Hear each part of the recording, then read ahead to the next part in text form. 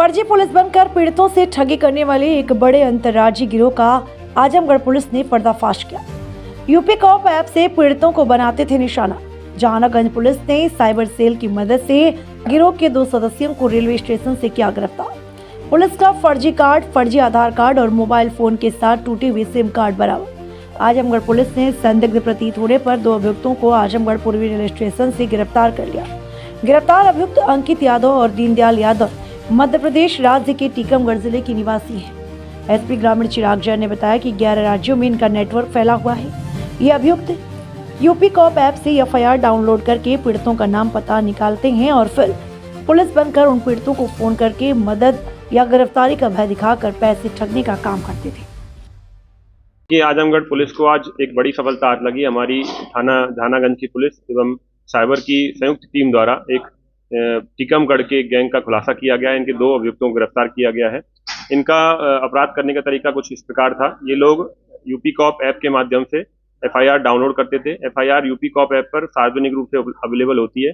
फिर डाउनलोड करने के बाद उसके वादी का गांव का नाम प्राप्त करके वहाँ के प्रधान को नंबर प्राप्त करते थे। प्रधान के नंबर के लिए ये लोग इंटरनेट का यूज करते थे और पंचायती राज की वेबसाइट से प्रधान का नंबर प्राप्त करते थे। प्रधान को फोन करते थे कि आपके यहाँ पे एक महिला है या पुरुष है, उसका एफआईआर लिख गया है, उस संपर्क नहीं हो पा रहा है, उसका नंबर आप दे दीजिए तो हम उसे उसकी कुछ मदद कर दें।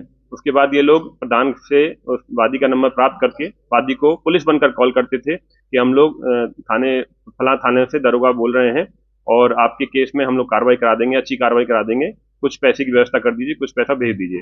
और क्यूआर कोड के माध्यम से ये लोग पैसा मांगते थे, जिसमें ये लोग 2,000 रुपये से लेके और 20,000 रुपये तक, 25,000 रुपये तक की डिमांड करते थे। पुलिस की सहायता के लिए वादी लोग उनको पैसा ट्रांसफर कर देते थे। हमने इनका सीडीआर और पूरे गिरोह के सदस्यों का सीडीआर और बैंक अकाउंट स्टेटमेंट एनालाइज किया। इसके आधार पे इनका लगभग 15 से 20 लाख का ट्रांजैक्शन होना पाया जा रहा है। इसके अलावा इनके मोबाइल से जब हमने प्राप्त किया तो उसमें 20 से 22 एफआईआर ऑलरेडी डाउनलोडेड थी, ये लोग जिनको शिकार बनाने का प्रयास कर रहे थे। इस पर हम लोग आगे और भी जांच पड़ताल कर रहे हैं। इसमें हम लोग को आशंका है कि इन्होंने करोड़ों की घटना इसमें की है और आगे हमने जो कि इस गुरु का खुलासा किया है, आगे जो भी घटनाएं होने वाली थी उनका हम लोगों ने रोक लगाई है। ये जो है अपराधी पूरे उत्तर प्रदेश के कई राज्यों में, कई जनपदों में इस तरह की घटनाओं का अंजाम दे चुके हैं। हमने एनसीआरपी के माध्यम से जो साइबर क्राइम पोर्टल है उस पर जब शिकायतों का विवरण प्राप्त किया तो 26 कंप्लेन ऑलरेडी इस संबंध में उस पर दर्ज हैं और भी गहनता से छानबीन की जा रही है। इनमें से हमको जो अब तक वर्तमान में मिली है उसमें कई जो वादी हैं वो बाराबंकी, गाजीपुर, आजमगढ़, हमीरपुर, बुलंदशहर, हापुड़, बिजनौर, अलीगढ़, कई जनपदों से इस तरह की घटनाएं हुई हैं।